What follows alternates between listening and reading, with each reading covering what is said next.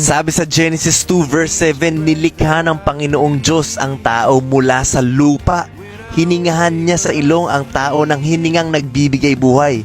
Kaya ang tao ay naging buhay na nilalang. O, narinig mo yun? Saan daw tayo galing? Sa lupa. O, anong pinagmamalaki natin? Na ganito tayo, magaling tayo, eto natapos ko, eto naabot ko. I just want to remind you na dumi lang tayo na pinulot sa ibaba. Kaya sa bawat reklamo natin, para na nating sinasabi kay Lord na, Lord, hindi mo alam yung ginagawa mo. Bakit ganito mo ako ginawa? Ang hirap ko, puro problema. Kaysa naman naging pusa ka. O di kaya naman ay mango tree. O maganda-ganda yun. Malaki yun. Ang tangkad mo nun, mango tree. O diba? Kung iisipin mo mabuti, anong narereklamo natin? Lupa ka lang na binigyan ng buhay at wag na wag mong kakalimutan yun. At sa lupa, tayo ay babalik. Kaya ano pang ginagawa mo ngayon? Ang dami mong plano, puro palayo sa Panginoon. This is just to remind you to be grateful. Magpasalamat ka. At bumalik ka na sa Panginoon. Hindi na pinag-uusapan kung mayaman ka o mahirap ka.